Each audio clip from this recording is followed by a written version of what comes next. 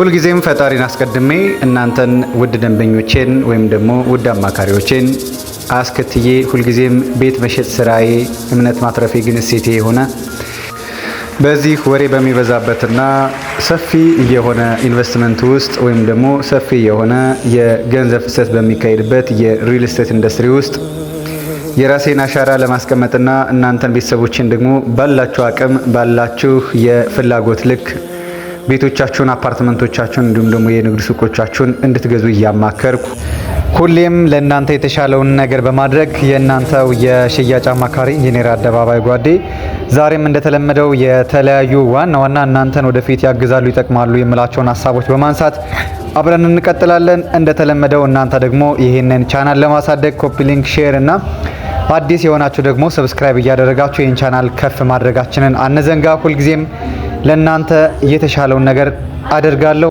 ዛሬ ደግሞ ብዙዎች እየተቸገሩበት ያለውን ከሶስት በላይ ሪል ስቴቶችን ማየት ጣጣው በሚል ርዕስ እንግዲህ እነዚህ ከሶስት በላይ ሪል ስቴቶች በምትመለከቱበት ጊዜ ያለውን ጥቅምና ጉዳት አያይዘ እንዲሁም ደግሞ ምን አይነት መፍትሄ ብንወስድ የተሻለ ነገር እናደርጋለን የሚለውን በሶስት ገጾች እናየዋለን። ከመጀመሪያ እንግዲህ ከሶስት በላይ ሪል ስቴቶች ማየት ምን ያክል ለእናንተ ለደንበኞቼ ልዩ ጥቅም እንዳለው እሱን እንመለከታለን። ቀጥሎ ደግሞ ከፍተኛ የሆነ ጉዳት እንዳለው እሱንም በሁለተኛ ደረጃ የምናየው ይሆናል። በመጨረሻ ላይ ደግሞ በሰንጠረዥ አስደግፌ ልዩ መፍትሄ ለእናንተ ለቤተሰቦችን ወደፊት አፓርትመንት ስትገዙ፣ የንግድ ስትገዙ ማየት ያለባችሁን ነገሮች በሙሉ አስቀምጣለሁኝ። ታዲያ እስከዛው አብራችሁን ቆዩ። መልካም ቆይታ።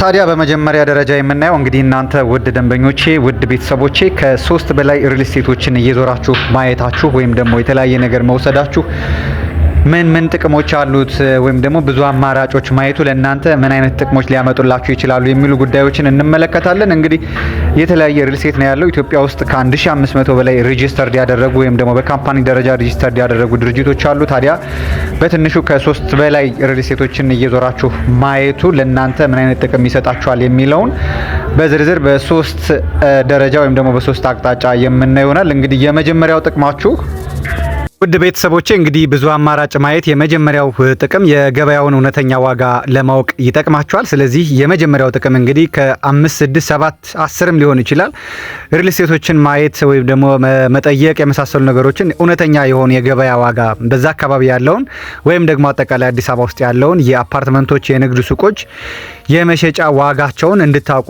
ይረዳቸዋል። ምክንያቱም ደግሞ እነዚህ አስሮቹም ተመሳሳይ ዋጋ ላይኖራቸው ስለሚችል ስለዚህ በዚህ ባልታወቀ የገበያ ዋጋ ውስጥ በተለይ ደግሞ አዲስ አበባ ውስጥ የሪል ስቴት የገበያ ዋጋ እንደምታውቁት የተረጋገጠ የገበያ ዋጋ የለውም። ማለትም ይጨምራል፣ ይቀንሳል። ስለዚህ ያን ያክል እንደዚህ ነው ብለን መገመት የማንችለው አይነት የገበያ ዋጋ ስላለ ሪል ስቴቶች ላይ ብዙ አማራጮች ማየታችሁ እንግዲህ የመጀመሪያው ጥቅሙ እንግዲህ እንዳልኳችሁ የገበያውን ዋጋ እንድታጣራ ያደርጋችኋል።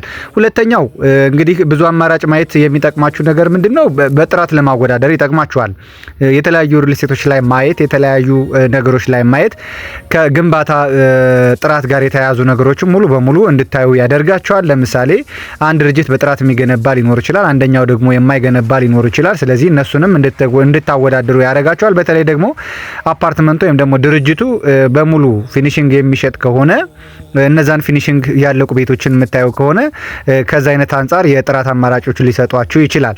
ሶስተኛው ደግሞ እንግዲህ ዋናው ጥቅሙ ከብዙ አማራጭ ማየቱ እንግዲህ ቦታ ወይም ደግሞ ሎኬሽን እና የመሳሰሉትን ነገሮች እንድታዩ ያደርጋችኋል። በተለይ ደግሞ ብዙ አማራጮች ማየታችሁ ብዙ ሪል ስቴት ላይ መጠየቃችሁ የት አካባቢ ኢንቨስት ባድረግ፣ የት አካባቢ ገንዘቤን ባስቀምጥ፣ የት አካባቢ ቢሆን የሚለውን ነገር እንድትወስኑ ያደርጋችኋል። ምክንያቱም ብዙ አማራጭ ባያችሁ ቁጥር እሱ አይነት ነገር ይመጣልና አጠቃላይ እንግዲህ ከጥቅም ውስጥ እነዚህ ሶስቱ ዋና ዋና ነገሮች ናቸው። ነገር ግን 70-30 ነው የሚሆነው። በፐርሰንቴጅ ስንመታው 30% ነው ብዙ ሪል ስቴቶች ላይ መዞራችሁ እናንተን የሚጠቅማችሁ እንጂ 70% ሙሉ በሙሉ ከሶስት በላይ ሪል ስቴቶችን ካያችሁ ተጎጂ ነው የምትሆኑት። አሁን ደግሞ ከሶስት በላይ ሪል ስቴቶችን ማየት ጉዳቱን እንመለከታለን።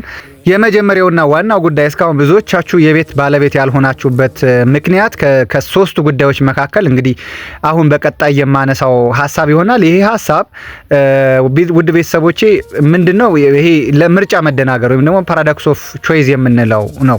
በቃ ምርጫ ታጣላችሁ። ለምሳሌ ከ4-5 በላይ ሪል ስቴቶችን የምታዩ ከሆነ የትኛው ጋር ልግዛ፣ ከቦታ አንጻር፣ ከዋጋ አንጻር፣ ከብዙ ነገር አንጻር ምርጫ ታጡና መጨረሻ ላይ ደግሞ ክፉ አወዳደቅን እንድትወድቁ ያደርጋችኋል። መጨረሻ ላይ መጀመሪያ የጠየቃችሁትን አይደለም የምትገዙ፣ መጨረሻ ላይ ከእናንተ ጋር የሚሄደውን ሳይሆን የማይሄደውን ነገር ነው የምትገዙትና ይሄ ፓራዶክስ ኦፍ ቾይዝ ወይም ደግሞ የምርጫ መደናገር ይመጣባችኋል። ትልቁ ጉዳት ይሄ ነው። ያኔ 5-6 ቦታ ላይ እግራችሁ የሚረግጥ ሆነ 5-6 ቢሮ ላይ እግራችሁ የሚረግጥ ከሆነ ከሽያጭ አማካሪው ጀምሮ እስከ ማኔጅመንት አባላት ያሉት በራሱ የተለያዩ ቃላትን ስለሚናገሩ ከፕሮዳክት ውጭ ማለት ነው እንደዛ አይነት ነገሮች ይመጣባቸዋል። እንግዲህ ሁለተኛው ጉዳይ ደግሞ የውሳኔ አቅም ማጣት ወይም ደግሞ ዲሲዥን ፋቲግ የምንለው ነው። ለመወሰን ራሱ በጣም ነው የምትቸገሩት። በነገራችን ላይ አይደለም 4-5 ይቅርና 3 እንኳን ሆኖ በጣም ያስቸግራል ለመወሰን። ምክንያቱም ብዙ የተለያዩ ነገሮች አሉ ሪል ስቴት ኢንዱስትሪው ላይ። አንደኛው ላይ ዋጋው ጥሩ ሆኖ አንደኛው ላይ የጥራት ችግር ይኖርበታል። አንደኛው ደግሞ የጥራት ችግር ተቀርፎለት ዋጋው ውድ ሊሆን ይችላል። አንደኛው ደግሞ የድርጅቱ ባክግራውንድ ላትወዱት ትችላላችሁ። በጣም ጥሩ አፓርትመንቶች እኮ ሰርቶ ነውና እንደዚህ አይነት ነገሮች በጣም ለመወሰን የሚያስቸግራችኋልና ሶስተኛውና የመጨረሻው ጉዳይ እንግዲህ ምንድነው መጨረሻ ላይ ከገዙ በኋላ ጸጸት ወይም መከዳት ነው የሚመጣው። ልክ እነዚህ ሁለቱን ተከትላችሁ ከሄዳችሁ በኋላ ሶስተኛው ጉዳይ በቃ ጸጸት ነው የሚሆነው። ባልገዛ ኑሮ ነው የምትሉት። እርግጠኛው የምነግራችሁ ከ3 እና ከ4 በላይ ሪል ስቴቶች ያዩ ሰዎች አሁን ላይ ምን ባልገዛን የሚሉ ሰዎች 70% ይሆናሉ፣ ይበዛሉ። የመጨረሻ አብዛኛዎቹ ገዢዎች አሁን በጣም ብዙ ሪል ስቴቶች ላይ የሮጡ የረገጡ የመሳሰሉ ናቸውና እዛ በየሄዱበት ሁሉ እንዳልኳችሁ ከሪል ስቴት ሴልስ ፐርሰኑ ጀምሮ እስከ ማኔጅመንት አባላት ድረስ በቃላት የሚነግሯቸው ሌላ ነው፣ በጽሁፍ የሚነግሯቸው ሌላ ነው።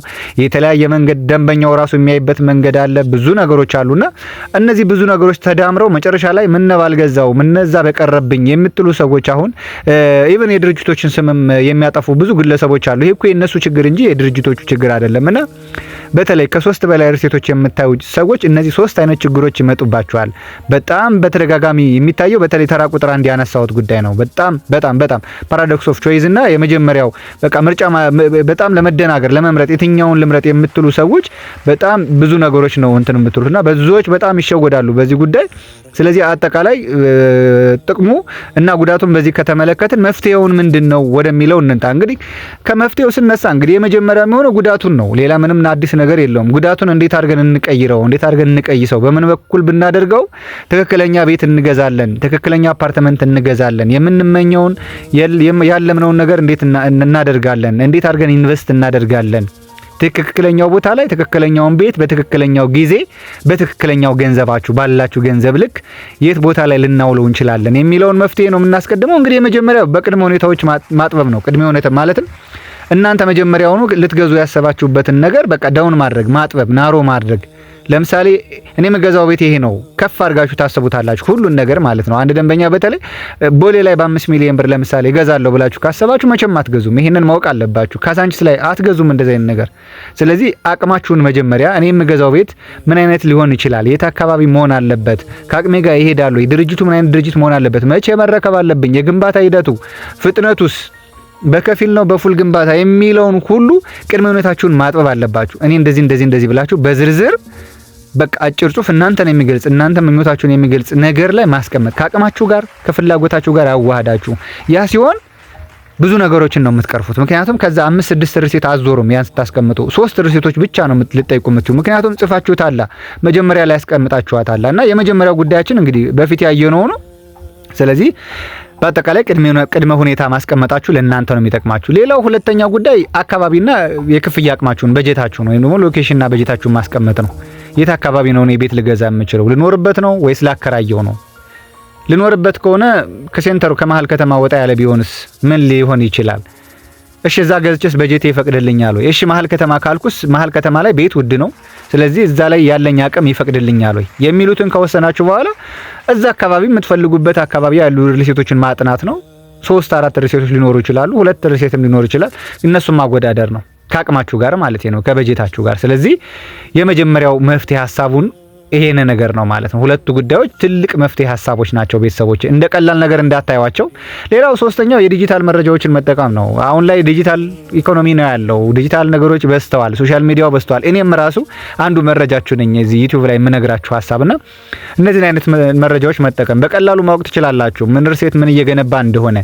ምክንያቱም በየጊዜው አፕዴት ያደርጋል የግንባታ ሂደቱን፣ ፍጥነቱን፣ ጥራቱን የመሳሰሉ ነገሮችን እያንዳንዱ ርዕሰት አፕዴት ያደርጋል፣ እኔ የምሰራባቸውም ጨምሮ ማለት ነውና እንደዚህ ነገሮችን ማየት ከዛ ውጪ ሶሻል ሚዲያውን ማህበራዊ ሚዲያውን ማለት ቲክቶኩን ፌስቡኩን ኢንስታግራሙን የመሳሰሉ ነገሮችን ማየት ብታዩ ጥሩ ነገር ነው ብዬ አስባለሁ። እዚህ ሰንጠረዥ ላይ እንዳስቀመጡት ካላችሁ እንግዲህ በደንብ ተከታተሉት። ምናልባት በኤአይ እየተሰራ ስለሆነ የጽሁፉ ድቅቅ ያለ ነገር ነው። ኤአይ እንዲያስቀምጠው ሰርቸው ነው በሰንጠረዥ እንዲያስቀምጥልኝ ሰጥቸው ነበር። እሱ እንደዚህ አይነት ነገር አድርጎታልና ምናልባት ይጠቅማቸዋል ብዬ ስላሰብኩኝ ይህን ሰንጠረዥ በደንብ እዩት። እንግዲህ 3 አይነት ሪል ስቴቶች ነው ያሉት። ከሶስቱ የትኛው የተሻለ ነገር ነው የሚለውን ነገርም ወይስ ደግሞ ድክመቱ የሚለውን ነገር ማስቀምጫዋለሁ።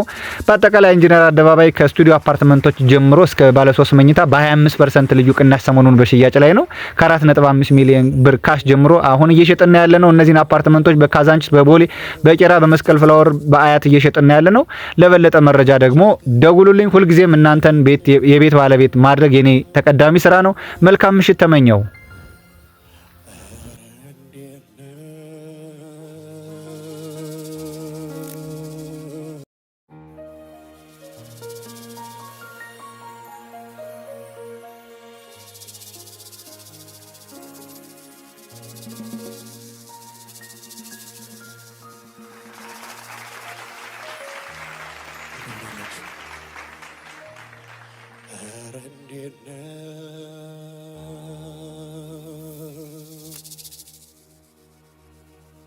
አንቺ ሀገር